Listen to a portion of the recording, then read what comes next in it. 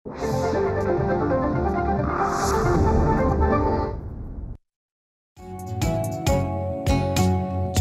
ग्राहक जागो, जागो जागो जागो, झाली नवी पहाट बघा हो. जागो ग्राहक जागो, करताना कुठलीही खरेदी नीट पारखून घ्या हो. जागो. जरी वाटले फसगत झाली सोडून देऊ नका हो. जाणा आपल्या अधिकारांना, कायद्यातल्या तरतुदींना,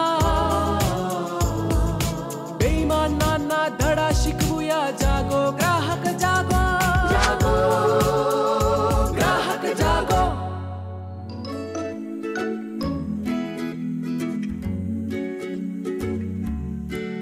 नमस्कार. जागो ग्राहक जागोच्या आजच्या भागात मी रश्मी आंबेडकर आपल्या सगळ्यांचं मनापासून स्वागत करते. या कार्यक्रमात आपण वेगवेगळ्या विषयांवर माहिती घेतोय, जेणेकरून ग्राहक कशा पद्धतीने अधिक जागरूक होतील आणि अधिक जागरूकपणे खरेदी करतील. आजचा आपला विषय खूप महत्त्वाचा आहे की औषध खरेदी करत असताना कोणत्या कोणत्या गोष्टींची काळजी घेणं खूप गरजेचं आहे. फसवणूक होऊ शकते का आणि त्यातून मार्ग कसा निघू शकतो, या सगळ्यावर आज आपण चर्चा करणार आहोत. आणि त्यासाठी आपण तज्ज्ञांना आमंत्रित केलंय. त्याबरोबरीने आपल्याबरोबर एक ग्राहक सुद्धा आहेत, ज्या त्यांचा अनुभव सांगणार आहेत. ओळख करून घेऊया. आपल्याबरोबर आहेत अनिता खानोलकर मॅडम. नमस्कार. कार्यक्रमात तुमचं स्वागत करते मॅडम. मॅडम कार्यवाह आहेत मुंबई ग्राहक पंचायतीच्या. त्यानंतर आपल्याबरोबर आहेत मंजिरी घरत मॅडम. नमस्कार. तुमचंही कार्यक्रमात स्वागत. औषध क्षेत्रातील अभ्यासिका आहेत, त्या तज्ज्ञ आहेत आज आपल्याबरोबर. आणि ग्राहक म्हणून अनुभव सांगण्यासाठी आपल्याबरोबर आहेत मृणालिनी वर्तक मॅडम. नमस्कार. तिघींचंही पुन्हा एकदा स्वागत करते. चर्चेला सुरू करण्या अगोदर वर्तक मॅडमचा अनुभव काय आहे औषध खरेदीबाबतचा, त्यांना कुठल्या गोष्टीतून जावं लागलं आणि त्यावर कसा उपाय सापडला, हे सगळं त्यांना विचारूया. मला व्हायरल झालेलं आणि तेव्हा मी डॉक्टरांकडनं डॉक्टरांनी मला अँटीबायोटिक्स दिल्या. त्या होत्या 250 mgच्या. आणि मी मेडिकलमध्ये गेले, त्यांनी मला टॅबलेट्स दिल्या, पण त्याच्याकडे 250 mgच्या नव्हत्या, त्याच्याकडे 500 mgच्या होत्या. त्यांनी मला सांगितलं की या 500 mgच्या आहेत, तर देऊ का? मी म्हटलं ओके ठीक आहे.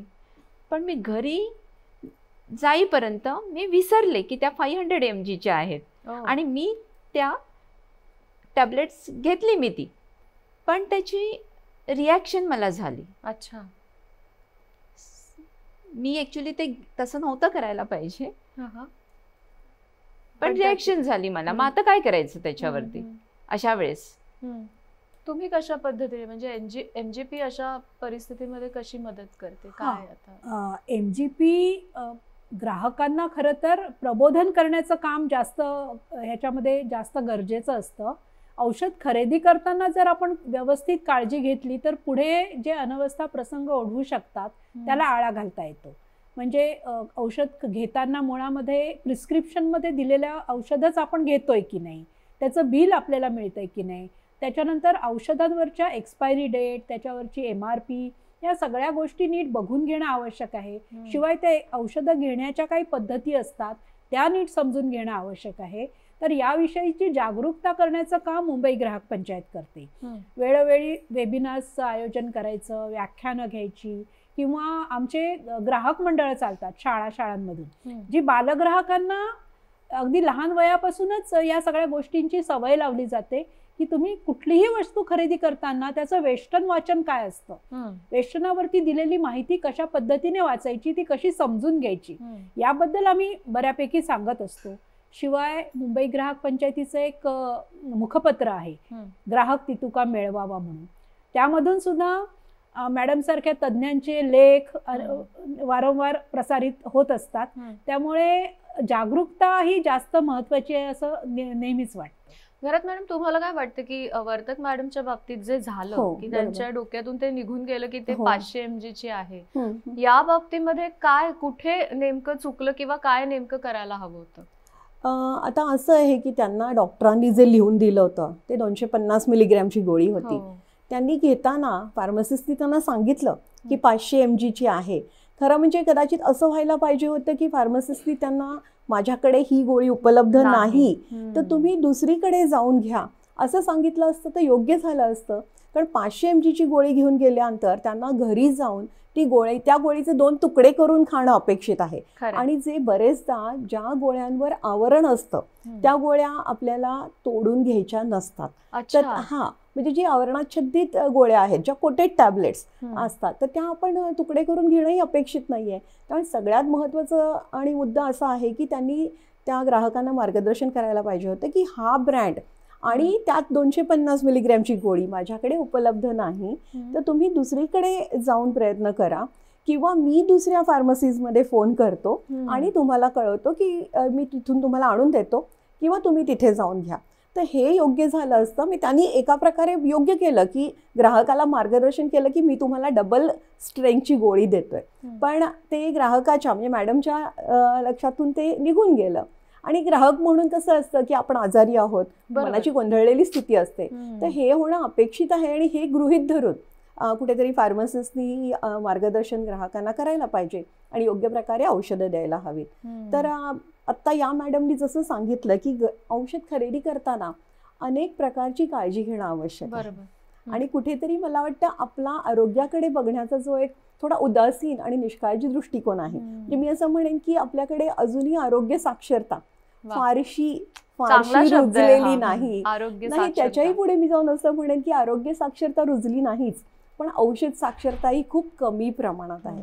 आणि त्याच्यामुळेच आपल्याला जे काही अनेक समस्या उभ्या राहतात, तर आपण प्रतिबंध करणं म्हणजे prevention is better than cure असं जे म्हणतात की आपण या अशा समस्या यायला नकोत आणि आपल्याला काहीतरी औषधांचे दुष्परिणाम व्हायला नकोत.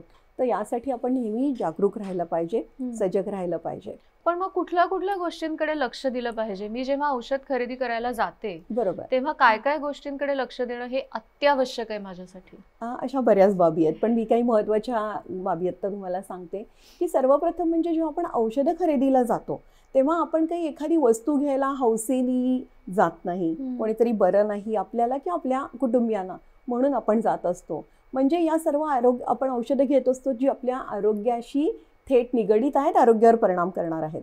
त्यामुळे आपली सर्वात प्रथम मानसिकता अशी हवी की मी दुकानामध्ये थोडा तरी वेळ देईन आणि मी दुकानदारावर किंवा दुकानातल्या स्टाफवर अशी त्यांना घाई करणार नाही की मला लगेच दे, मी तिथे रिक्षा थांबवली आहे. कारण फार्मसिस्ट आणि त्याचा जो स्टाफ आहे त्यांनी प्रिस्क्रिप्शन वाचून बारकाईने अचूकपणे औषधं देणं अपेक्षित आहे आणि त्यासाठी आपण त्यांना थोडा अवधी द्यायला हवा. आपण जेव्हा बाजारात जातो किंवा दुसरं काही खरेदी करायला जातो ते किती चिकित्सा करतो, मग ती चिकित्सा आपण दुकानामध्ये औषधाच्या नाही करत, तिथे आपण कुठेतरी आपली एक घाईची मनोवृत्ती असते. तर सर्वप्रथम म्हणजे औषध दुकानामध्ये जाताना थोडासा वेळ लागेल ही आपली मानसिकता ठेवून जाणं.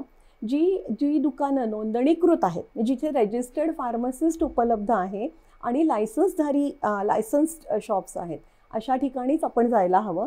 आपल्या सर्व दुकानांमध्ये महाराष्ट्रामध्ये तुम्हाला परवाने म्हणजे रजिस्ट्रेशन दिसेल, पण तिथे फार्मासिस्ट, नोंदणीकृत फार्मासिस्ट उपस्थित आहे की नाही हे मात्र आपण बघायला पाहिजे. हे कसं काय चेक? म्हणजे ग्राहक म्हणून मला विचारण्याचा अधिकार आहे की तुमचे फार्मासिस्ट कोण? अगदी उत्तम विचारलं ते की ग्राहक म्हणून आपल्याला पूर्ण हक्क आहे की आपण दुकानामध्ये त्याचा आपल्या लायसन्स तर दिसत असतं भिंतीवर लावलेलं, पण फार्मासिस्ट उपस्थित आहे की नाही आणि कोण आहे, मला त्याच्याशी संवाद साधायचा आहे, हे आपण एक ग्राहक म्हणून विचारू शकतो आणि विचारायलाही हवं. कायद्यानुसार प्रत्येक औषध दुकानामध्ये फार्मासिस्ट असणं हे गरजेचं आहे. आणि नुसतं असणं असं नाही, तर त्यांनी रुग्णकेंद्री काही सेवाही देणं अपेक्षित आहे. आता परत आपण मुद्द्याकडे जाऊ की औषध खरेदी करताना मी अजून काय काळजी घेऊ. तर एकतर रजिस्टर्ड फार्मासिस्ट दुकानात आहे असं बघा, औषध जे प्रिस्क्रिप्शन प्रमाणे आहे की नाही, मी तोच ब्रँड आहे की नाही, तेच 500 मिलीग्रॅम का 100 मिलीग्रॅम ते आहे की नाही हे औषधाच्या लेबलवर बघा. मुदत काय आहे म्हणजे एक्सपायरी डेट काय आहे हेही ग्राहक म्हणून बघणं आपण गरजेचं आहे. आणि वेस्टर्न म्हणजे त्याचं औषधाचं पॅकिंग याच्यामध्ये काही दोष दिसत नाही ना, हे सगळं आपण बघणं आवश्यक आहे. आणि याच्या पुढे आता तुम्ही म्हणाल की लेबलवर इतकं किचकटपणे बारीक अक्षरात लिहिलेलं असतं, तर बहुतेक औषध दुकानांमध्ये एक भिंग ठेवलेलं असतं आणि फार्मासिस्टही त्याचं काम अचूकपणे करत असतोच, पण तरी सुद्धा ग्राहक म्हणून आपण ते सगळं वाचणं लेबलवरचं, मी निदान ब्रँड नेम, त्याच्यानंतर जी मात्रा औषधाची स्ट्रेंथ आहे ती आणि एक्सपायरी डेट हे आपण बघणं आवश्यक आहे. आणि ओव्हरऑल पॅकिंग त्याचं व्यवस्थित आहे ना हे बघणं आवश्यक आहे. तर भिंग जर घेतलं तर भिंगामधनं पण आपल्याला दिसू शकतं, म्हणून म्हटलं की काही थोडा वेळ दुकानासाठी ठेवणं आवश्यक आहे. आणि त्याच्या पुढे औषध दुकानातून बाहेर पडताना बिल घेऊनच बाहेर पडायचं.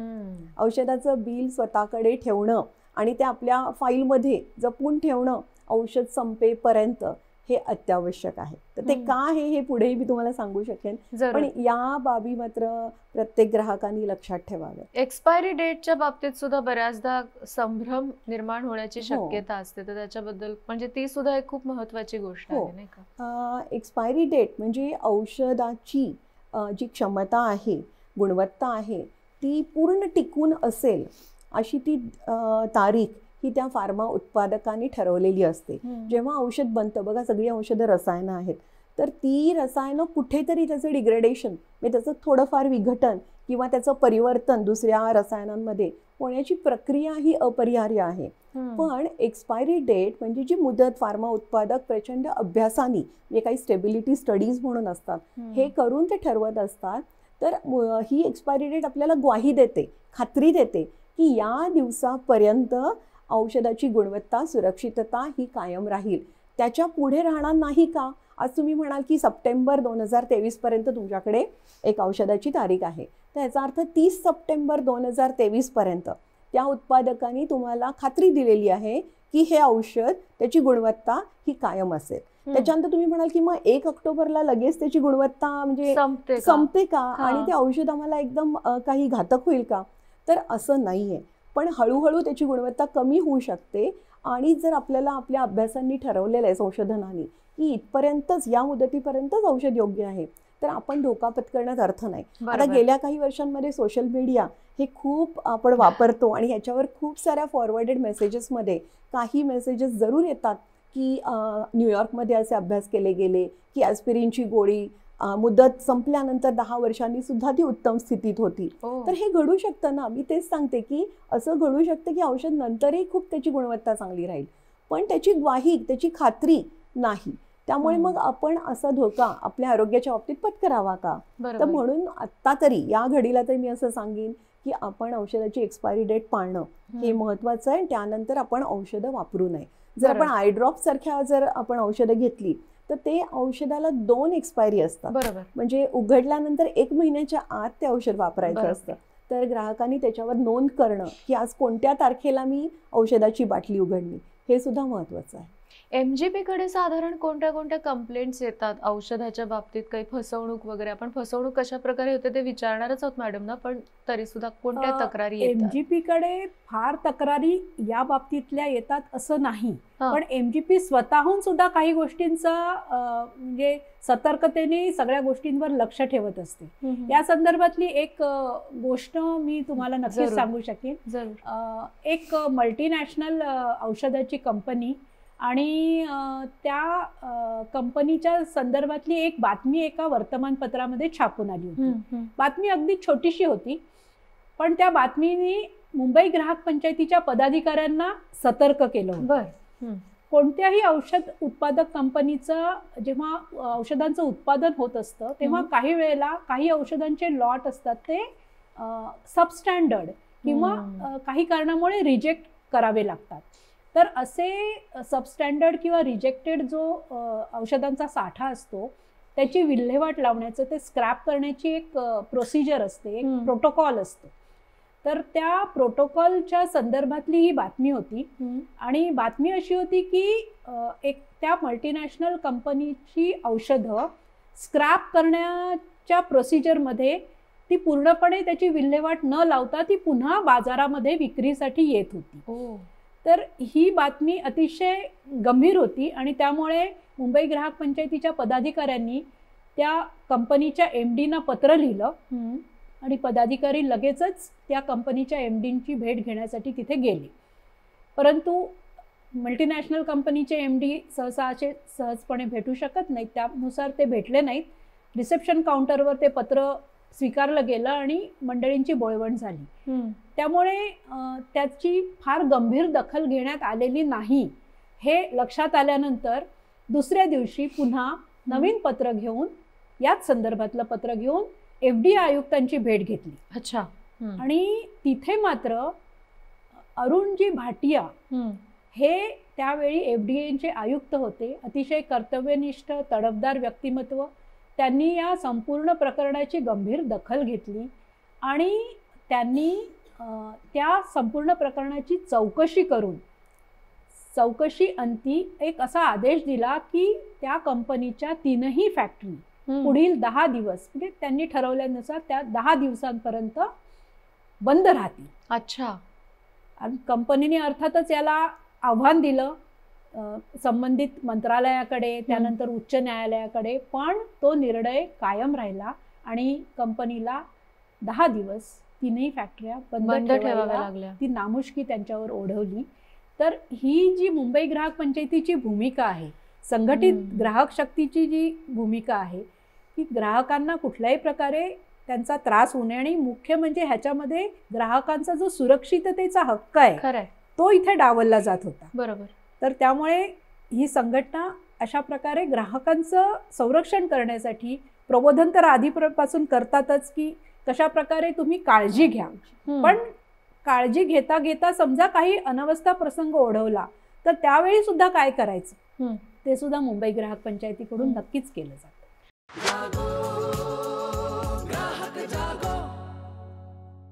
या संदर्भात घरात मॅडम फसवणुकीबद्दल आपण बोलत असताना कोणत्या कोणत्या गोष्टी होऊ शकतात आणि त्याच्यासाठी आपण काय करणं गरजेचं आहे? फसवणूक जशी कुठल्याही वस्तूच्या खरेदीमध्ये होते तशी औषधांच्या बाबतीत सुद्धा होऊ शकते. पण जसं आधी सांगितलं त्याप्रमाणे की तुम्ही नोंदणीकृत फार्मासिस्ट आहे ना, लायसन्स दुकान आहे ना, हे बघूनच औषध खरेदी करायला हवी आणि औषधाचं बिल घ्यायला हवं. कारण जर पुढे आपल्याला काही त्या औषधाचे दुष्परिणाम दिसले किंवा असं घरी गेल्यानंतर औषध आपण ठेवलं आणि मग त्या औषधाच्या टॅबलेटमधनं काही म्हणजे त्या औषधाच्या टॅबलेटला पाणी सुटलं, असं काही आपल्याला अनुभव येतात बघा. तर असं काही झालं तर मग आपण कुठे तक्रार करणार आणि आपण काय त्याची दखल कशी काय कोण घेणार? तर त्यासाठी आपल्याकडे कायम बिल पाहिजे आणि ते बिल मी मगाशी म्हटल्याप्रमाणे औषध संपेपर्यंत आपल्याला ठेवायचं आहे. किंवा असं झालं की औषधाचा काहीच गुण आला नाही किंवा औषधाचा दुष्परिणाम झाला किंवा त्याची चव वेगळी लागली किंवा दुष्परिणाम झाला, काही मॅडम जसं मगाशी म्हटलं रिॲक्शन आली, तर मग आपल्याला जर कुणाकडे दाद मागायची असेल तर औषधाचं बिल हे आपण त्या बॅचचं औषध त्या फार्मसीमधनं घेतलं हे दाखवायचा एकमेव कायदेशीर आपल्याकडे पावती ही औषधाची ती पावती आहे. दुसरं म्हणजे फसवणुकीच्या बाबतीत आता आजकाल आपली एक मानसिकता अशी झाली आहे की मला डिस्काउंट हवा, प्रत्येक गोष्टीवर मला डिस्काउंट हवा आणि औषधांच्या बाबतीत तर हे डिस्काउंटचं युद्ध असं अक्षरशः गेले काही वर्ष पेटलं आहे मार्केटमध्ये. तर जो तो औषधांवर म्हणजे बाकी सगळ्या गोष्टींवर पण औषधांच्या बाबतीतच का हा मला न सुटलेला प्रश्न आहे की जास्तीत जास्त डिस्काउंट मिळावा यासाठी धडपडत असतात. आणि ते प्रत्येक फार्मसीमध्ये तुम्ही कुठल्याही फार्मसिस्टशी बोला तर ग्राहक एक प्रश्न न चुकता विचारतो, या औषधं कशी घ्यावी हे नाही विचारणार, पण पहिल्यांदा गेल्यानंतर मला सूट किती मिळणार हा एक प्रश्न विचारतो. तर सूटच्या मागे डिस्काउंटच्या मागे जास्त आपण न जाता, कारण ह्याच्यामध्ये असं काही कायदा सांगत नाही की इतका डिस्काउंट दिला पाहिजे किंवा इतका नाही दिला पाहिजे, तर त्याच्या मागे जास्त न जाता की कोणीतरी केवळ डिस्काउंट खूप देत आहे म्हणून आपण बाजारातनं औषधं घेणं किंवा एखाद्याचे दुकान नाहीये प्रस्थापित आणि दुसऱ्याकडून कोणाकडनं तरी औषधं घेणं एखाद्या व्यक्तीकडून, तर हे खूप घातक आहे.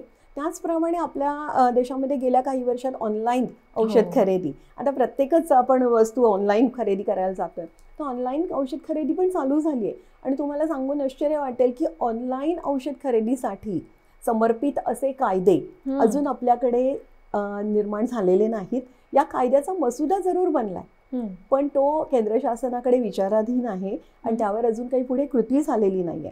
तर आत्ताकडे जे आपल्या इंटरनेट फार्मसीज आहेत या पूर्वीच्या कायद्यांमध्येच काहीतरी थोडीशी जो वाव आहे त्याच्या आधारावर चालू आहे. आणि इंटरनेट फार्मसीमध्ये अनेक केसेस नुसत्या बाहेरच्या देशांमध्ये नाही पण आपल्याही देशात बनावट औषधांच्या मिळालेल्या आहेत किंवा चुकीची औषधं आली हेही दिसलं आहे. आणि मग ती परत कशी करायची, कुठे जायचं, हे सगळं फार किचकट आहे. पुन्हा औषधं येताना ती बराच प्रवास करून येतात ना, तर त्यामुळे सुद्धा ती त्याचं स्टोरेज, औषधांची साठवण हा एक मोठा विषय आहे. आणि जर साठवण योग्य प्रकारे नाही झाली तर परत त्याच्यामध्ये काही रासायनिक परिवर्तन होऊ शकतं. तर त्यामुळे मला असं वाटतं की आजच्या घडीला लोकांनी डिस्काउंट मिळतो म्हणून कुठेही पाठी जाऊ नये कोणाच्या. मग त्यात इंटरनेट फार्मसी असेल किंवा प्रस्थापित नसलेलं दुकान आणि कोणीतरी एखादी व्यक्ती तुम्हाला 60% औषधावर डिस्काउंट देते म्हणून असेल तर असं करू नये. दाद कुठे मागायची? समजा अशा पद्धतीने काही. जर काही झालं, आपल्याला हा. प्रॅक्टिस मिळाली अशी, तर हा. दाद कुठे मागायची आणि आता त्याच्यासाठी मुंबई काय ग्राहक काय पंचायत तर आहेच, हा. पण त्यासाठी म्हणजे मी सांगेन की अन्न आणि औषध प्रशासनाची हम्म. जे संकेतस्थळ असतं, वेबसाईट, तर हम्म. महाराष्ट्र FDAचं जे मुख्य केंद्र आहे बँड्रा, आणि त्यांची वेबसाईट आहे, आपण गुगल केलं तरी आपल्याला त्यातनं लगेच लक्षात येतं. तर त्यांच्या वेबसाईटवर एक फॉर्म आहे की जिथे आपण तो फॉर्म भरून कंप्लेंट नोंदवू शकतो. आपण प्रत्यक्ष जाऊनही कंप्लेंट देऊ शकतो. मुंबई ग्राहक पंचायतीसारख्या ज्या ग्राहकांच्या हितासाठी धडपडणाऱ्या संस्था आहेत त्यांच्याकडेही जाऊ शकतो. अंमली पदार्थ किंवा असं काही असेल तर पोलिसांमध्ये सुद्धा तक्रार करू ओ, शकतो. अच्छा. हां, तर हे आपल्याकडे दाद मागण्याचे वेगवेगळे प्रकार आहेत. मगाशी तुम्ही नोंद घेतली असेल की तुम्ही मॅडमना विचारलं की मुंबई ग्राहक पंचायत हम्म. औषधांच्या अशा तक्रारींच्या बाबतीत काय करतात. हम्म. तर मॅडमनी सहजपणे सांगितलं की अशा प्रकारच्या तक्रारी आमच्याकडे कमी येतात. याचं ह्याच्यामधनं आपल्याला काय निदर्शनास येतं की कुठेतरी आपल्याकडे सजगता आणि जागरूकता. त्यासाठीची हम्म. क्रियाशीलता की आपण जाऊन याच्याविषयी कंप्लेंट केली पाहिजे हे कमी आहे. कारण अशा घटना भरपूर फसवणुकीच्या किंवा अशा समस्या लोकांना येत असतात, पण कुठेतरी उदासीनता आहे थोडी, तर ती झटकून आपण यासाठी कृतिशील असलं पाहिजे. कारण ते सगळ्या समाजाच्याच आरोग्याच्या हिताचं खरंय. होणार आहे. तुम्हाला असं जाणवतं की ही उदासीनता आहे औषधांच्या बाबतीत? म्हणावं तितके आपले ग्राहक पुढे येत नाहीत असं हो. वाटतं तुम्हाला? खरी गोष्ट आहे. हम्म. मेडिकल निग्लिजन्सच्या एक वेळ तक्रारी येतात की हम्म. हॉस्पिटलमध्ये किंवा हम्म. ऑपरेशन्स करताना वगैरे काही म्हणजे काही नको त्या गोष्टी हम्म. किंवा वेगळ्या गोष्टी ज्या अपेक्षित होत्या त्याहून वेगळ्या गोष्टी घडल्या आणि त्यातून ग्राहकाला रुग्णाला त्रास झाला तर हम्म. मेडिकल निग्लिजन्सच्या केसेस असतात आणि त्या येतात. परंतु औषध घेतल्यामुळे मला काही त्रास झाला असं हम्म. सांगणारी, कारण कदाचित लोकांना वाटत असेल की तो त्रास काय माझा 1-2 दिवसापुरता आहे, बरोबर. कुठे मी त्या झंझट करू, एवढ्या सगळ्या गोष्टींमध्ये कुठे मी जाऊ. हम्म. त्याचं जेवढं महत्त्व असायला पाहिजे, जाणवायला पाहिजे, तेवढं कदाचित ते हम्म. जाणवत नसावं. हम्म. म्हणून आमच्याकडून मग आम्ही प्रबोधनावरती भर देतो की ग्राहकांच्या तक्रारी येत नाहीत, हम्म. पण हरकत नाही, प्रबोधन आपण केलं पाहिजे. ग्राहक जर आले तर अशा पद्धतीने त्या वेबसाईटवर जाऊन त्यांच्या ज्या काही तक्रारी आहेत त्या नोंदवण्यासाठी MGP कायमच तयार आहे नक्कीच, त्यांना कारण मदत तक्रार करायला. मार्गदर्शन केंद्र तर आपली हो. आहेतच, हो. जी विनामूल्य चालतात. त्यामुळे बरोबर. तिथे आल्या आणि- तक्रारी तर नक्की होईल. येस. आणि बरं. मॅडम या संदर्भात नुसतं औषधाचं बिल नाही, पण ज्या औषधाविषयी आपल्याला तक्रार आहे तर ते औषध पण आपण जपून ठेवलं पाहिजे. हम्म. म्हणजे समजा 10 टॅबलेटपैकी 2 घेतली आणि आपल्या असं लक्षात आलं की आपल्याला त्याचा काहीतरी अलर्जी येते, म्हणजे रिॲक्शन येते. बघा, औषधांचे दुष्परिणाम, प्रत्येक औषधाचे दुष्परिणाम अपेक्षित आहेत, पण बरोबर. काहीतरी अजून घडतंय म्हणजे जे त्रासदायक आहे आणि जे अनपेक्षित आहे, हम्म. तर तेव्हा आपण तक्रार करायला पाहिजे आणि ते औषधी आपण जपून ठेवायला पाहिजे. आणि त्याचे फोटो काढून स्कॅन करून पाठवू शकतो. हम्म. पण नंतर कंपनीकडे पण तक्रार करू शकतो आणि फार्मासिस्टचं मार्गदर्शन पण या बाबतीत नक्की घेऊ शकतो. समजा एखाद्या दुकानात मी गेले हम्म. आणि 10 गोळ्यांचं एक मी पाकिट घेतलं, हम्म. त्यातल्या 2 चांगल्या निघाल्या आणि तिसरी मी जेव्हा उघडली तेव्हा त्याची पावडरच झाली आहे किंवा त्याचा रंगच बदलला आहे असं जर मला जाणवायला लागलं आणि मी त्या दुकानात घेऊन गेले, पावती वगैरे सगळं आहे माझ्याकडे, पण दुकानदारांनी मला जर दाद दिली नाही तर मी काय करू शकते त्याच्या अगेन्स्ट? कारण असे अनुभव येतात म्हणून. हां, म्हणजे कसं आहे की आता समजा स्ट्रीपमधली औषधांच्या गोळ्यांच्या स्ट्रीपमधली काही गोळ्या ठीक होत्या आणि काही गोळ्यांचं चूर्ण म्हणजे तुकडे हो. झाले, तर ह्याच्यामध्ये आपण नीट ठेवलं का औषध, हम्म. म्हणजे हे पण महत्त्वाचं आहे. कारण कधी कधी औषधं आपणही नीट ठेवत नाही आणि ती अशा प्रकारे ठेवतो की ज्याच्यामुळे औषधांमध्ये काही बदल घडू शकतात. म्हणजे मुळात औषध व्यवस्थित होतं पण आपल्यामुळे झालं, हाही आपण एक विचार करायला पाहिजे. अन्यथा आपण फार्मसीमध्ये जाऊन त्याच्याविषयी विचारणा करून बदलून मिळतं का हेही बघायला पाहिजे. पण औषध बदलून मिळणं ही खूप कठीण गोष्ट आहे. हा, एक्झॅक्टली. कारण एकदा ग्राहकाकडे औषध गेलं की त्यांनी त्याची साठवण कशी केली, कुठे ठेवलं हे माहीत नसतं. त्यामुळे ते औषध परत घेऊन त्याचं काही करणं हे फार्मसिस्टलाही कठीण असतं. बरोबर. तर त्यामुळे मला वाटतं असं झालं तर आपण फार्मसिस्टकडे जाऊन नक्की विचारायला पाहिजे की अजून काही तक्रारी आल्या का इतर ग्राहकांच्या. तर त्याच बॅचची औषधं जर आपल्याकडे आली असतील तर इतरही काही तक्रारी आल्या असतील तर मग ती कंपनीची काही त्यांची नजरचुकीने काही झालेलं असू शकतं आणि मग तो लॉट सगळा परत पाठवता येतो. बर, मॅडमना असं विचारायचंय की 250 mgच्या ऐवजी 500 mgच्या गोळ्या तुम्ही घेतल्यात आणि तुम्हाला त्रास झाला, नेमकं काय झालं होतं आणि त्याच्यावर मग तुम्ही उपाय कसा शोधलात, काय मार्ग काढला त्याच्या? त्यांनी मला सांगितलेलं हो. की ह्या 500 mgच्या आहेत, बरोबर, पण मी काही विसरून गेले मी. आणि जेव्हा ती टॅबलेट्स घेतल्यानंतर मग पुन्हा मी डॉक्टरांकडे गेले. मी डॉक्टरांना विचारलं, म्हटलं डॉक्टर असं असं झालं आहे आणि मला असं म्हणजे ही रिॲक्शन झालेली आहे माझ्या हाताला. मग डॉक्टर म्हणाले नाही, तुम्ही ते बघायला हवं होतं ना, 250 mg आहे की 500 mg आहे, हे तुमच्या लक्षात यायला पाहिजे होतं. म्हणजे ती माझीच मिस्टेक होती ती. बरोबर. आणि ती म्हणजे मला बघून ते घ्यायला पाहिजे होतं, असं मी सांगेन. म्हणजे नेहमी आपण जेव्हा आणतो मेडिसिन्स फार्मसीमधनं, तेव्हा आपली ड्युटी आहे की आपण ती बघणं.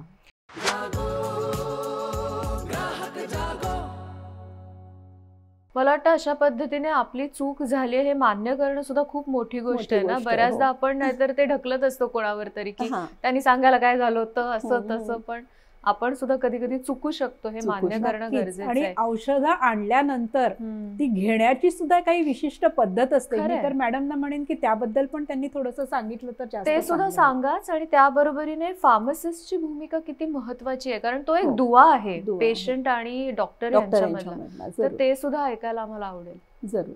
आपण पहिला मुद्दा बघू. आता जसं मॅडम म्हणाले की औषधं खरेदी करताना आपण काळजी घेतली, आपण डॉक्टरांनी सांगितलेलं तेच योग्य औषध घरी आणलं. तर सर्वप्रथम मी सांगेन की औषधं घरात ठेवताना पहिली काळजी म्हणजे औषधं घरात ठेवताना सूर्यप्रकाश, दुसरा काही प्रखर प्रकाश, पाणी, दमटपणा, एकंदर हीट, लाईट याच्यापासून दूर ठेवा. म्हणजे ती एखाद्या बॉक्समध्ये ठेवू शकतो आणि थंड आणि कोरड्या जागी ठेवा. बरोबर. परत लहान मुलं आणि पाळीव प्राणी घरात असतील त्यांच्यापासूनही दूर ठेवली पाहिजे. आपल्या घरामध्ये असं दिसतं की आपण काही औषधं ड्रॉवरमध्ये, काही औषधं फ्रीजवर, काही औषधं मायक्रोवेव्हवर, काही औषधं टेबलवर, काही औषधं खिडकीत.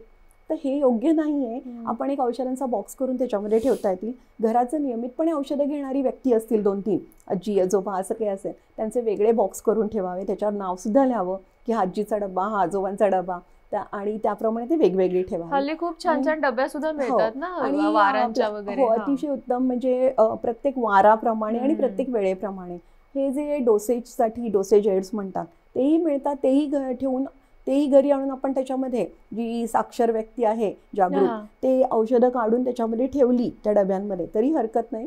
ते घेणं ग्राहकाला खूप सोयीचं होतं आणि ते हवाबंद असतात, त्यामुळे तसं हवेच्या संपर्कात ते येणार नाही.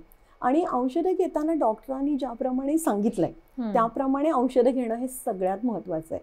समजा जर आता ब्लड प्रेशरची व्याधी आहे आणि जर रोज एक गोळी सकाळी घ्यायची आहे आणि ती समजा नाश्त्यानंतर घ्यायची आहे, तर ती रोज त्या वेळेला घेणं आवश्यक आहे. आता तुम्ही म्हणाल की काय होतं, कधी नाश्त्यानंतर कधी जेवणानंतर, पण तसं नाही. औषध कसं काम करतं की औषध शेवटी शरीरामध्ये जाऊन त्याच्या गोळीचं विघटन होऊन रक्तापर्यंत पोहोचतं आणि मग रक्तात त्याची पातळी समान राहणं हे आवश्यक आहे. ती रक्तात प्रमाणात कधी राहील ते जर आपण योग्य वेळेला, म्हणजे ती 24 तासाची समजा सायकल असेल तर ती नाही पाळली तर आपल्या औषधाचं त्याचा जो इफेक्ट आहे, रिझल्ट आहे, तो येणार नाही. तर औषधं त्याप्रमाणेच घ्यायची. विसरलं तर लगेच जेव्हा आठवलं तेव्हा घ्यायचं, पण कधी पण डबल डोस नाही करायचा. अरे समजा दिवसात 2 गोळ्या आहेत आणि मी सकाळची गोळी विसरले तर संध्याकाळी 2 गोळ्या घेऊ, नाही, असं नाही करायचं, कारण त्याच्यामुळे दुष्परिणाम होतील. आणि औषधं घेताना ती टॅबलेट समजा असतील, पूर्वीच्या काही टॅबलेट म्हणजे फक्त पाण्याबरोबर गिळायची गोळी असंच आपल्याला अपेक्षित होतं ना, पण आजकाल तसं नाहीये. अनेक प्रकारच्या वेगवेगळ्या प्रकारच्या गोळ्या आपल्याकडे आहेत आणि त्याच्यामध्ये काही गोळ्या पाण्यात विरघळवून घ्यायच्या आहेत, डिस्पर्सिबल टॅबलेट आहे. काही गोळ्या फक्त चघळायच्या आहेत. आता जंतावरचं औषध किंवा कोविड चालू असताना आपण सगळ्यांनी व्हिटॅमिन सीच्या गोळ्या घेतल्या, त्या मोठ्या मोठ्या असतात, त्या केवळ चघळायच्या आहेत आणि मग गिळायच्या आहेत, डायरेक्ट गिळायच्या नाही आहेत. तर ही काळजी घेणं आवश्यक आहे. आता द्रव औषधं जी असतात, सिरप्स वगैरे, तर ती घेताना काय काळजी घ्यायची. तर तुम्ही म्हणाल की हा काय प्रश्न झाला, ते सोपं आहे घेणं, पण आपण काय करतो की स्वयंपाकघरातला एखादा चमचा घेऊन औषध घेत असतो, पण तसं न करता त्या औषधाच्या बाटलीवर जे छोटीशी कॅप कप जो असतो आणि त्याच्यावर 5 मिलीलिटर, 2.5, 7.5 आणि 10 अशा त्याच्यावर रेघासुद्धा असतात, म्हणजे मार्किंग असतं. तर 1 टीस्पून जर डॉक्टरांनी सांगितलं असेल तर 5 ml घेणं आवश्यक आहे. तर ते आपण त्यात मापूनच घेतलं पाहिजे. जर आपण स्वयंपाकघरातला चमचा, किचन स्पून वापरला तर ते 5 ml अशी काही खात्री नाही ना. तुमच्याकडे मोठा चमचा असेल, माझ्याकडे छोटा असेल, सांगता येत नाही. 7 ml जाईल, 2 ml जाईल, तर तेही महत्त्वाचं आहे. म्हणजे हा अगदी प्राथमिक गोष्ट आहे. पण जगभर जर अभ्यास झाला आहे ग्राहकांचा आणि ते असं सांगतात की याच्यामध्ये सुद्धा ग्राहक चुका करतात, खरंय. विशेषतः लहान मुलांना औषधं देताना. तर बरोबर. ह्या गोष्टी फार महत्वाच्या आहेत की वेळेवर औषधं घेणं, औषधांचं टाइम टेबल पाळा, वेळापत्रक पाळा, असं आणि मी ते थोडक्यात किती सांगेन. घ्यायचे हे सुद्धा. किती घ्यायचं, कसं घ्यायचं हे सुद्धा महत्वाचं आहे. जेवणाच्या आधी का जेवणाच्या नंतर. काही औषधं जेवणाच्या नंतरच घ्यायची, वेदनाशामक औषधं. काही गोळ्या ह्या औषधं जेवणाच्या आधी घ्यायच्या आधीच असतात. घ्यायचे मग हे असतात. तुम्ही कोणाला विचाराल? तर हे तुम्ही फार्मसिस्टला आणि हम्म. डॉक्टरला विचारलं पाहिजे. तर फार्मसिस्टची भूमिका तुम्ही हो. जे म्हटलात, हो. 25 सप्टेंबर हा जागतिक फार्मसिस्ट दिन अरे वा. म्हणून साजरा केला जातो जगभर. आणि फार्मसिस्टची भूमिका ही खूप महत्वाची आहे. तुम्ही जसं म्हटलं की रुग्ण आणि हम्म. डॉक्टर यांच्यातला याच्यामधला हा दुवा एक आहे मुख्य तो. दुवा आहे. हम्म. आणि जगभर फार्मसिस्ट हा रुग्ण समुपदेशक, रुग्णमित्र म्हणून अच्छा. समजला जातो आणि तो औषध तज्ज्ञ आहे. तर आपल्याकडेही फार्मसिस्टची भूमिका हळूहळू अधिक सक्षम होतीये. म्हणजे आज जरी आपण त्यांना दुकानदार म्हणत असलो तरी ते खरं दुकानदार नाहीत, ते एक व्यावसायिक आहेत वा. आणि त्यांना औषधाचं ज्ञान आहे. आणि आपण त्यांच्याकडनं काय अपेक्षा केली पाहिजे, म्हणजे फार्मसिस्टनी काय सेवा दिल्या पाहिजे. हा. तर औषधांची पूर्ण माहिती देणं, जसं मी सांगितलं की हे औषध तुला कशासाठी देतोय, हम्म. हे वेदनाशामक आहे किंवा हे BP कंट्रोल करतो, तर हे औषधाची माहिती देणं, त्याच्या वेळा सांगणं, किती कालावधीसाठी घ्यायचं आहे ते सांगणं, प्रिस्क्रिप्शनमध्ये फेर तपासणीसाठी बोलवलं असेल तर तेही ग्राहकांना आठवण करून देणं, ग्राहकांना ह्याविषयी सगळी माहिती देणं, हे फार्मसिस्टकडनं अपेक्षित आहे. आणि बाहेरच्या देशांमध्ये ब्लड प्रेशरची तपासणी किंवा ब्लड ग्लुकोजची तपासणी, रक्तशर्करा, ही सुद्धा औषधाच्या दुकानांमधनं केली जाते. अच्छा. व्यसनमुक्तीसाठी सुद्धा फार्मसिस्ट कार्य करतो तिथे. तर हे सगळं आपल्याकडे हळूहळू येत आहे आणि हे अपेक्षित आहे. मी असं सांगेन सर्वांना की ग्राहकांना हो. की ग्राहकांनी सुद्धा ही अपेक्षा ठेवायला पाहिजेत. म्हणजे फार्मसिस्टलाही जाणवेल की माझा ग्राहक आज जास्त जागरूक झालाय आणि मला हे सगळे प्रश्न विचारतोय, तो मला केवळ औषध विक्रेता समजत नाहीये, हम्म. तर तो मला एक फार्मसिस्ट, एक हेल्थ केअर प्रोफेशनल समजतोय. तर मी सुद्धा माझं शिक्षण आणि त्यानंतरचं जे प्रशिक्षण असतं हे अधिक जाणीवपूर्वक करायला हवं आणि मी सातत्याने प्रशिक्षित व्हायला हवं आणि मी माझ्या ग्राहकांना ही सर्व सेवा द्यायला हव्यात. आणि अनेक फार्मसिस्ट आजच्या म्हणजे मुंबईमध्ये आहेत, महाराष्ट्रात आहेत, हे अनेक म्हणजे ग्राहकांच्या हिताचं काम करत असतात आणि खूप चांगल्या प्रकारे ग्राहकांना मार्गदर्शनही करत असतात. हम्म. आणि हे अनुभव तुम्हालाही कोणाला आले असतील. आणि ह्या फार्मसिस्टची संख्या हळूहळू वाढत आहे. पण मी असं म्हणेन की ग्राहकांनी सुद्धा जर या कामात मदत केली तर आम्हाला एक फार्मसीमधले जे आम्ही गेले अनेक वर्ष काम करणारे लोक आहेत, तर आम्हाला सुद्धा फार्मसिस्टना हे कन्व्हिन्स करणं सोपं जाईल की बरोबर. तुम्ही हे सगळं केलं पाहिजे. आणि आज स्पर्धा सुद्धा त्यांना खूप आहे मला वाटतं जगामध्ये. ग्रामीण भागामध्ये हे खूप जास्त हो. महत्वाचं ठरेल अगदी नाही अगदी का? ग्रामीण कारण की भागामध्ये डॉक्टर्स उपलब्ध नसतात बरेचदा किंवा आणि काही तिथे शंका असतात आणि मग शंका त्या असतात. डॉक्टरांना कशा विचारायच्या, हो, हा हो. सुद्धा एक खूप मोठा प्रश्न असतो अगदी, प्रिस्क्रिप्शन आणि बघितल्यानंतर. फार्मसिस्ट आता म्हणजे इम्युनायझेशनचं, वॅक्सिनचं हो. इंजेक्शन्स सुद्धा देतात अच्छा. आणि आपल्याही देशात ते आता हळूहळू चालू होईल. बरं. मला वाटतं ग्राहकाची फार्मसिस्टची भूमिका खूप विस्तारित होतीये आणि त्याचा समाजाला फायदा होणार आहे. हम्म, हम्म. असं जरी असलं तरी काही काही वेळेला ग्राहक जेव्हा औषधांच्या दुकानात जातात आणि सर्दी वगैरे झालेली असते त्यांना किंवा काहीतरी दुखत असतो पाय वगैरे, बरोबर बरोबर. आणि असं एक तू दे औषध असं सांगतात आणि मग ते देतात फार्मसिस्ट एखादी गोळी वगैरे. हो. या प्रॅक्टिस बद्दल तुम्हाला काय वाटतं की याच्यामध्ये एक धोका आहे का, हे सहज होऊ शकतं, काय सांगाल? काही दुखलं खुपलं की सर्वात पहिले आपण धाव घेतो ते फार्मसीमध्ये, मेडिकलच्या दुकानामध्ये. आणि फार्मसिस्टला फर्स्ट पोर्ट ऑफ कॉल असंच म्हणतात की सगळ्यात पहिला फर्स्ट पॉइंट ऑफ कॉन्टॅक्ट रुग्णासाठी डॉक्टर नसतो तर फार्मसी असते. तर हे योग्य आहे की आपण जाऊन फार्मसिस्टला विचारणं की माझं डोकं दुखतंय, मला गोळी दे, मला उलट्या होत आहेत, गोळी दे. पण हे किरकोळ आजारांसाठीच योग्य आहे, ज्याला मायनर एलिमेंट्स म्हणतात. आणि हे सेल्फ मेडिकेशनमध्ये येतं, म्हणजे स्वमनानी औषधं घेणं. तर स्वमनानी औषधं आपण घेऊ शकतो, पण ती कोणती? तर ती फक्त OTC कॅटेगरीमधली, म्हणजे ओव्हर द काउंटर. तर ती जी किरकोळ आजारांवरची औषधं आहेत ते फार्मसिस्ट आपल्याला देऊ शकतो प्रिस्क्रिप्शनच्या शिवाय, आपणही ते घेऊ शकतो. पण हे कधीपर्यंत?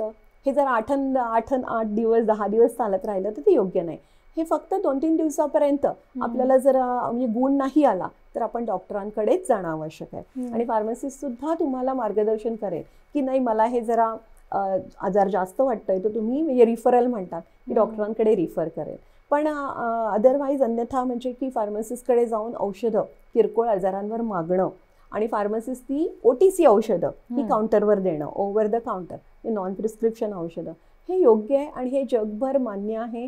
इनफॅक्ट सेल्फ मेडिकेशन हा एक फार मोठा विषय आहे आणि बरोबर. फार्मासिस्टची यात खूप मोठी भूमिका आहे. पण ह्याच्यामध्ये तुम्ही म्हणताय तशी साधी जी म्हणजे अगदी सहज घेतली किरकोळ जाणारी आजारांवरची ओटीसी म्हणजे औषधं, पॅरासिटामॉल ते किंवा तुम्हाला काही कोणत्याही प्रकारे मोठं जे औषध घ्यावं लागतं, अँटीबायोटिक्स नाही, वगैरे जे नाही, प्रिस्क्राईब्ड नाही. असतात ते तुम्हाला देऊ शकत नाही. ती प्रिस्क्रिप्शन शिवाय देऊ नाही शकत. ती प्रिस्क्रिप्शन गटात येतात. त्याच्यावर तुम्ही जर औषधांचं लेबल ग्राहकांनी बघितलं तर एक लाल मोठा हो, बॉक्स असतो बरोबर. आणि त्याच्यामध्ये शेड्यूल एच ते हो. शेड्यूल एक्स असं लिहिलेलं असतं.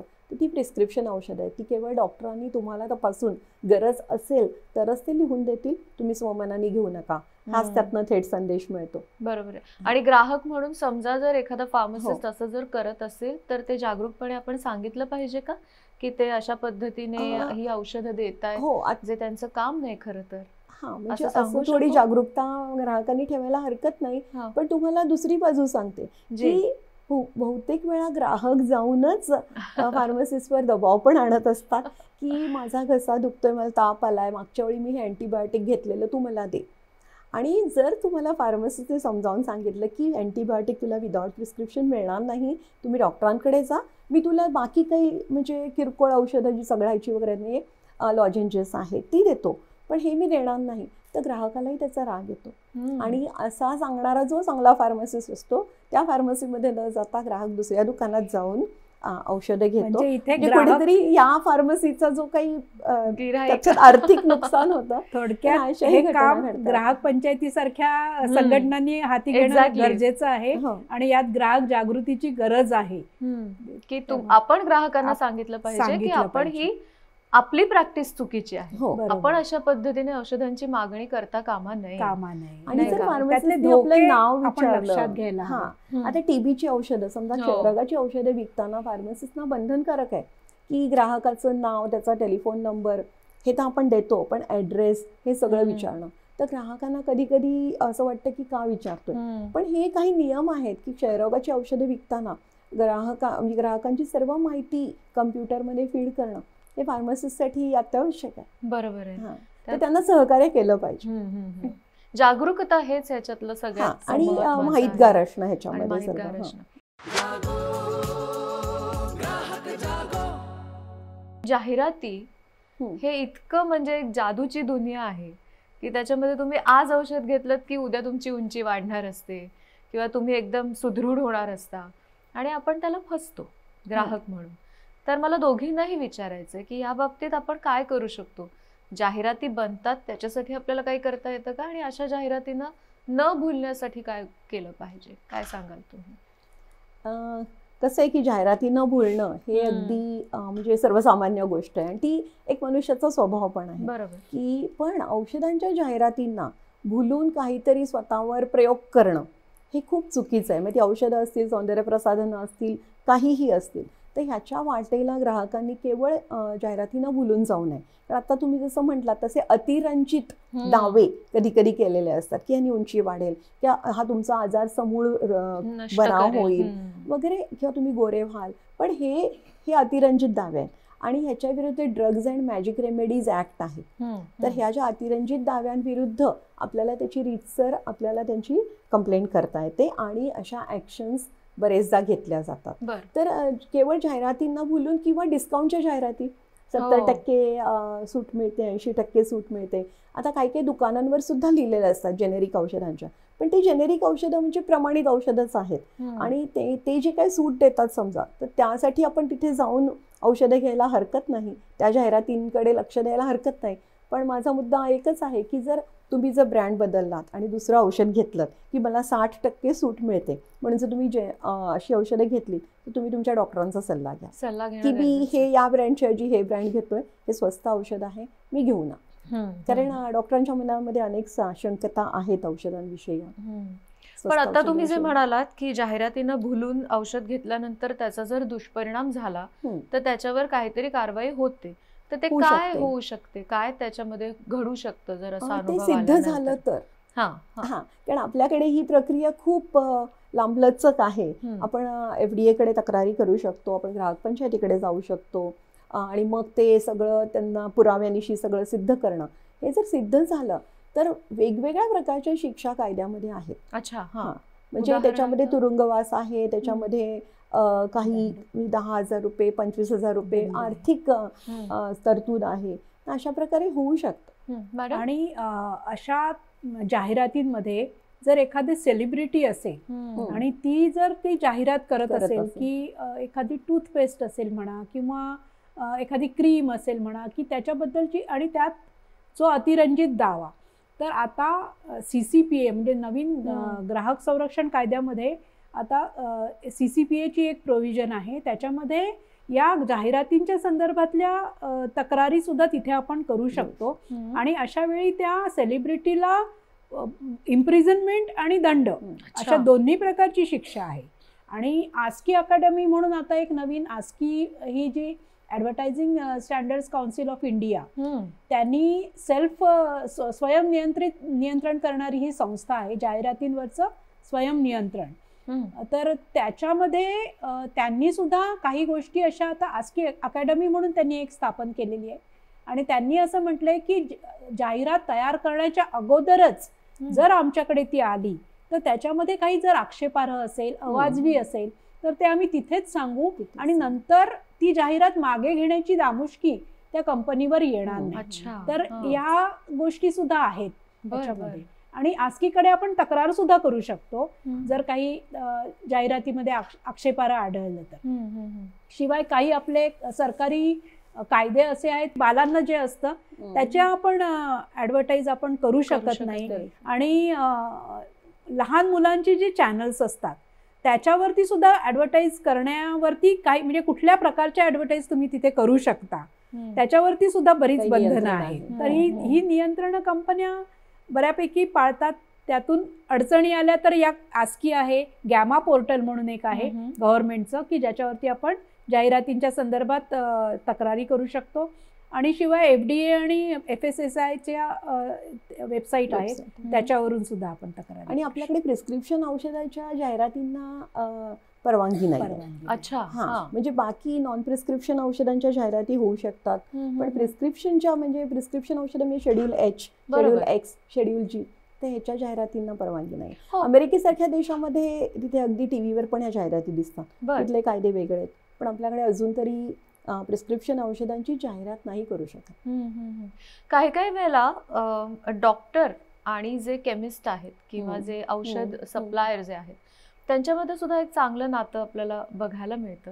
आणि मग ग्राहकांना असं वाटतं की अरे हे औषध ह्याच नावाचं वेगळ्याकडून घेतल्यानंतर त्याची प्राइस वेगळी आहे, ही प्राइस वेगळी आहे, ह्याच्यामध्ये मेक तर सेम आहे, कंटेंट तर सेम आहे, मग असं का होतंय? हा एक प्रश्न कधी कधी ग्राहकांच्या मनात येऊ शकतो. त्याबद्दल काय सांगा? येतोच. आणि कसं आहे माहितीये की आपल्याकडे म्हणजे 1970-80 नंतर आपल्याकडे काही धोरणं बदलली, तेव्हापासून फार्मा उद्योग प्रचंड प्रमाणात वाढला. आजचा आपला फार्मा उद्योग हा अवाढव्य आहे आणि आपण पूर्ण जगामध्ये 3ऱ्या क्रमांकावर आहोत. तर ती आपली खूप अभिमानाची गोष्ट आहे की आपण सर्व जगाला फार्मसी ऑफ द वर्ल्ड म्हणतात इंडियाला. तर ही खूप चांगली गोष्ट आहे की आपला देश या फार्मा उद्योगामध्ये आपण खूप भरभराट केलेली आहे. पण त्याच्याचमुळे असं झालं की आपल्याकडे 10 ते 11 हजार उत्पादक आहेत कमीत कमी आणि 1 लाखाहून जास्त ब्रँड्स आहेत. तर हे जे वेगवेगळे ब्रँड्स आहेत ना, तर प्रत्येक डॉक्टरांचे समजा काही त्यांच्या पसंतीचे ब्रँड्स हे वेगळे असू शकतात. त्यांना त्याचा क्लिनिकल एक्सपिरियन्स म्हणजे अनुभव चांगला असतो म्हणून ते ब्रँड सांगत असतात. आणि त्यामुळे एखाद्या केमिस्टनी किती औषधांचा स्टॉक ठेवावा, मी इन्व्हेंटरी म्हणतात, ते इन्व्हेंटरी किती ठेवावी हे त्याच्यासाठी खूप मोठं आव्हान असतं. तर साधारण फार्मसीचं कसं असतं की आसपासचे डॉक्टर जे नेहमीचे ब्रँड्स लिहितात तर ते ठेवले जातात, कारण तीच प्रिस्क्रिप्शन त्यांच्याकडे येतात. त्यामुळे ही एक स्वाभाविक साहजिक प्रक्रिया आहे असं मी म्हणेन, नातं आहे. पण काही वेळा कधी कधी डॉक्टर आणि फार्मसी किंवा डॉक्टर आणि पॅथॉलॉजी लॅब यांच्यामध्ये काही वेगळं नातं असू शकतं जे व्यावहारिक पातळीवर जास्त असेल, आर्थिक त्याच्यामध्ये काही गणित असतील, तर त्याच्यामध्ये मात्र ग्राहकांना थोडंसं असं शंका येते. आणि ते योग्य पण आहे की मला हाच ब्रँड आणि याच फार्मसीमधनं घ्यायला सांगतायत, तर हे असं का? तर ते आपण मोकळेपणाने डॉक्टरांना विचारायला हरकत नाही की हा ब्रँड मला महाग वाटतोय, तर डॉक्टर मला ह्याचा काही स्वस्त पर्याय द्याल का? हे आपण स्वतःहून डॉक्टरांना विचारणं आवश्यक आहे असं मला वाटतं. आणि कसं आहे की तुम्हाला ऐकून तुम्ही हैराण व्हाल की एकेका औषधाचे कमीत कमी 50-60 ब्रँड्स असतात हो आपल्याकडे. हो म्हणजे खरं हे आहे. अमेरिका इंग्लंड सारख्या देशामध्ये नाही. नाहीये. हा हो. भारत हा आपल्याकडे हे एक अतिशय अपवादात्मक स्थिती आहे. आणि एकेका औषधाचे जर इतके ब्रँड्स असतील तर त्याच्यामध्ये किमतीमध्ये पण तफावत फरक असते. असणार. हो. काही औषधं ही दर नियंत्रणाखाली आहेत, कायद्याखाली आहेत, पण बाकीच्या औषधांवर तसं नाहीये. हम्म. तर त्यामुळे कधी कधी असं होतं की एक गोळी 10 रुपयाला पण आहे आणि एक गोळी 30-40 रुपयाला पण आहे. तर आपल्या डॉक्टरांनी दिलेलं औषध जर आपल्याला वाटत असेल की खूप महाग महाग आहे आहे. तर सरळ आपण त्यांनाच विचारावं की हा स्वस्त पर्याय ह्याला आहे का बरं. आणि जर मी घेऊ शकतो का, बरं. असं मला वाटतं. वर्तक मॅडम, औषध खरेदी करतानाचा एक छान अनुभव सुद्धा आला असेल ना, जेव्हा आपण फार्मासिस्टच्या भूमिकेबद्दल बोलतोय तेव्हा त्या अनुभवाबद्दल काय सांगाल? नक्की नक्की. डॉक्टरांनी मला एक 7-8 टॅबलेट्स एकत्र दिलेल्या त्यांच्या डिस्क्रिप्शन्सवरती. आणि तिथे आपण म्हणजे घेतो ना, सकाळी ही एक घ्यायची, संध्याकाळी ही एक घ्यायची. आणि त्या सगळ्या टॅबलेट्स त्यांनी मला फार्मासिस्टने दिल्या सगळ्या एकत्र. पण मला त्यांनी आवर्जून सांगितलं, ताई 1 मिनिट थांबा हा जरा. अच्छा. जरा 1 मिनिट थांबा. मला असं वाटलं की काय झालं बरं, म्हणजे का बरं ह्याने थांबवलं असेल. आणि गर्दी होती त्याच्याकडे, असं नाही, गर्दी होती. मग मी म्हटलं, मग ते मला म्हणाले, ताई तुम्हाला माहिती आहेत का ह्या टॅबलेट्स कशा घ्यायच्या आहेत त्या? अच्छा. तर मी म्हटलं, लिहिलं तर बरं. आहे म्हणजे हा. लिहिलं तर आहे. नाही नाही नाही नाही, मी अच्छा. तुम्हाला समजून सांगतो. हम्म. कारण ह्याच्यामध्ये ह्या 2 टॅबलेट्स आहेत ना, ह्या जेवायच्या आधीच घ्यायच्या आहेत. आणि ते पण बिफोर लंच आहे, डिनर नाही आहे.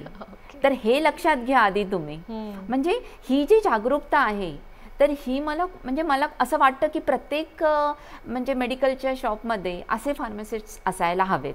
मी तर एके ठिकाणचे फार्मासिस्ट असे बघितलेत की ते स्वतः त्या स्ट्रिप्सवर लिहून देतात किंवा की ह्या sticker गोळ्या लावतात. कशा घ्यायच्या हो, आहेत, अगदी डोसेजेस सकट अगदी आणि बरोबर. बिफोर लंच का बिफोर डिनर का आफ्टर, हो, हे सगळं त्यांनी त्याच्यावर लिहिलेलं असतं. ही किती सुंदर गोष्ट आहे, फार नाही का? महत्त्वाची आहे. आणि हे नातं अजून दृढ करण्यासाठी फार महत्वाचं आहे. हो. पण काही वेळेला असं होतं की काही केमिस्ट शॉपमध्ये फार्मासिस्टच नसतात. सगळं प्रमाणपत्र वगैरे सगळं आहे, पण फार्मासिस्ट नाहीत. ह्याच्यावर ऍक्शन होऊ शकते? हो, जरूर. आणि वर्तमानपत्रात याविषयी वारंवार बरेचदा म्हणजे अशा घटना घडलेल्या आपल्याला वाचायला मिळतात. आणि त्याच्यावर अन्न आणि औषध प्रशासन हे ॲक्शन घेत असतं. आणि त्याच्यामध्ये त्या फार्मासिस्टचं म्हणजे समजा आता दुकानामध्ये फार्मासिस्टचं फक्त लायसन्स आहे भिंतीवर, पण तो उपस्थित नाही. तर अशावेळी ड्रग इन्स्पेक्टरनी जर व्हिजिट केली, तर म्हणजे औषध निरीक्षक जे म्हणतात त्यांनी व्हिजिट केली, तर मग त्याच्यावर ॲक्शन होतेच. पण ग्राहकांनी सुद्धा जर कळवलं की या दुकानामध्ये सातत्याने फार्मसिस्ट नाही, मी कधीतरी एखाद्या वेळी चुकून तो जेवायला गेला असेल अर्धा तास 1 तास, तर आपण थोडं समजूनही घ्यायला हवं. कारण बऱ्याचशा औषध दुकानांमध्ये एक फार्मासिस्टवरच काम चालतं. आणि 1940चा कायदा आणि 1945चे नियम यानुसार प्रत्येक दुकानामध्ये फार्मासिस्ट पाहिजे. पण एकच फार्मासिस्ट म्हणजे नोंदणीकृत आणि मग त्याचा सहाय्यक असं दुकानं युजली आपल्याला बघायला मिळतात. तर त्याच्यामध्ये किरकोळ एखाद्या वेळी चुकून नसेल तर ठीक आहे, आपण समजू शकतो थोडंफार. पण जर कायम सातत्याने फार्मासिस्ट नाही आणि असंही कुणकुण लागू शकते की तोच एक फार्मासिस्ट 2-3 दुकानांमध्ये पण त्याच्या सह्या करतो वगैरे, असंही घडू शकतं. तर अशा वेळी आपण सरळ अन्न आणि औषध प्रशासनाकडे तक्रार करावी, ग्राहक पंचायतीकडे तक्रार करावी. कारण आपण जागरूक असलो तरच ती यंत्रणा सुधारणार आहे, म्हणजे औषध व्यावसायिकांची. तर हे खूप महत्त्वाचं आहे. तुम्हाला सांगून आश्चर्य वाटेल तरी महाराष्ट्रामध्ये आपल्याकडे परिस्थिती तुलनेने खूप चांगली आहे. असं नाही खरं 100% दुकानांमध्येच फार्मासिस्ट हवा, पण आपल्याकडचे फार्मसी संघटना हे खूप जागरूक आहेत. अन्न आणि औषध प्रशासन खूप कृतिशील आहेत. तर ह्याच्यामुळे आपल्याकडे बरीच परिस्थिती चांगली आहे. पण तुम्ही जर उत्तर भारतातल्या काही प्रदेशांमध्ये गेलात, काही राज्यांमध्ये गेलात, तर तिथे फार्मसिस्ट बहुतेक वेळा दुकानांमध्ये कायमस्वरूपी नसतो. आणि मला त्या जनतेचं म्हणजे वाईट वाटतं की आज जो आता मॅडमनी एक चांगला अनुभव सांगितला की फार्मासिस्ट किती चांगल्या प्रकारे मार्गदर्शन करतो आणि त्यामुळे रुग्णाच्या आयुष्यामध्ये किती सकारात्मक फरक पडू शकतो. तर असं जर प्रत्येक फार्मासिस्टनी केलं आणि प्रत्येक दुकानात असा रुग्णकेंद्री सेवा देणारा जर रुग्णमित्र फार्मासिस्ट असेल, तर तुम्ही विचार करू शकता की समाजाच्या आरोग्यामध्ये किती परिवर्तन घडू शकतं. अगदी शेवटचे 2 प्रश्न विचारणार आहे जाता जाता. एक तर जेनेरिक औषधांबद्दल अगदी थोडक्यात माहिती द्या, मुळात ती काय असतात आणि त्याचा उपयोग हे सांगा थोडक्यात. आणि मग ओव्हरऑल औषधं खरेदी करत असताना जागरूकता कशी सांभाळली पाहिजे याने आपण शेवट करूया मॅडम. हो, फार महत्त्वाचा प्रश्न आहे. जेनेरिक औषधं म्हणजे काय? तर जेनेरिक औषधांचा सर्वात पहिला अर्थ म्हणजे जेव्हा एखादी औषध कंपनी नवीन औषध निर्माण करते तेव्हा त्याच्यामध्ये प्रचंड आर्थिक गुंतवणूक आणि संशोधन वर्षानुवर्षाचं एक नवीन औषध यायला 8 ते 10 वर्षाचा कालावधी जातो आणि बिलियन्स ऑफ डॉलर्स म्हणजे प्रचंड गुंतवणूक असते. तर त्यानंतर त्या औषधाचं स्वामित्व हक्क म्हणजे पेटंट ही कंपनी घेते. त्यावेळी दुसरा कोणताही उत्पादक हे औषध तयार करू शकत नाही. फक्त तीच कंपनी ते उत्पादन तयार करू शकते आणि त्यांचा आर्थिक नफा पण त्यामुळे होतो. 20 वर्षाचा साधारण कालावधी असतो हा स्वामित्व हक्काचा, पेटंटचा. ते झाल्यानंतर दुसरे स्पर्धक उत्पादक तयारच असतात ते औषध बनवायला आणि ते तयार करू शकतात. मग वेगवेगळे ब्रँड्स किंवा असे येतात आणि मग त्या ज्या औषधे बनवली जातात ती जेनेरिक औषधे, जी पेटंटच्या बाहेर आलेली औषधं आहेत ती जेनेरिक औषधं असं एक त्याची संकल्पना आहे. आणि दुसरा जेनेरिक औषधांचा अर्थ म्हणजे औषध हे मूळ रासायनिक नावाने विकलं जाणं. म्हणजे पॅरासिटामॉल टॅबलेट म्हणून विकलं जाणं, तर ते जेनेरिक औषध आहे. ते हा 2 अर्थ आहेत जेनेरिकचे. भारतामध्ये बघितलं तर तशी सगळीच पेटंट बाह्य औषधं आपल्याकडे जुनी औषधच आहेत. फक्त काही कॅन्सरवरची किंवा डायबिटीसवरची किंवा अशी काही औषधं आहेत ती फक्त पेटंटमध्ये आहेत. पण बाकी सगळी त्या संकल्पनेमध्ये बसणारी तर जेनेरिकच आहेत. आणि दुसरी संकल्पना मी जी सांगितली मूळ नावाने, तर तशी औषधं 10% सुद्धा नाही आहेत. प्रत्येक औषधाला ब्रँड नेम आहे, ट्रेड नेम आहे. जे आपल्याकडे ब्रँडेड जेनेरिक हा प्रकार आहे. शुद्ध जेनेरिक फार कमी आहेत आणि बाहेरच्या देशांमध्ये शुद्ध जेनेरिक खूप असतात, म्हणजे जी मूळ नावाने विकली जातात, पेटंट बाह्य आहेत आणि त्यांच्या आणि ब्रँडच्या किमतीमध्ये खूप स्वस्त असतात, फरक असतो. जेनेरिक औषधं स्वस्त होण्याचं मुख्य कारण म्हणजे अपेक्षित काय आहे की जी आर्थिक गुंतवणूक मूळ कंपनीला करायला लागली इनोव्हेटर ब्रँडसाठी ती इथे दुसऱ्या उत्पादकांना करायला लागत नाही. त्यामुळे ती ते औषधं स्वस्तात विकू शकतात. आणि समाजाच्या फायद्यासाठी जी जेनेरिक औषधांची संकल्पना तयार केलेली आहे पण त्याची गुणवत्ता ही सेम मूळच्या ब्रँडप्रमाणेच असावी हे अपेक्षित आहे. खानोलकर मॅडम, एका वाक्यात औषध खरेदी डोळसपणे कशी करावी यासाठी काय जागरूकता, एका वाक्यात काय सांगा? एका वाक्यात सांगायचं तर त्या फार्मसीकडे एकतर त्याच्याकडे लायसन्स आहे का, फार्मासिस्ट आहे का आणि प्रिस्क्रिप्शननुसार दिलं जात आहे का आणि बिल घेणं, या 4 गोष्टींवरती जरी लक्ष दिलं तरी ग्राहक नक्की त्याचा सुरक्षिततेचा हक्क बाधित ठेवेल अशी अपेक्षा करायला काहीच हरकत. याच नोटवर आजच्या कार्यक्रमात आपण इथेच थांबतोय आणि तुम्ही तिघींनी तुमचे अनुभव सांगितले, तितकी सुंदर माहिती दिलीत. तुमचे मनापासून आभार मानते आणि आपणही यातल्या सगळ्या गोष्टी नक्की लक्षात ठेवणार आहोत. नव्या विषयासह पुन्हा भेटूया नव्या कार्यक्रमात. तोपर्यंत नमस्कार.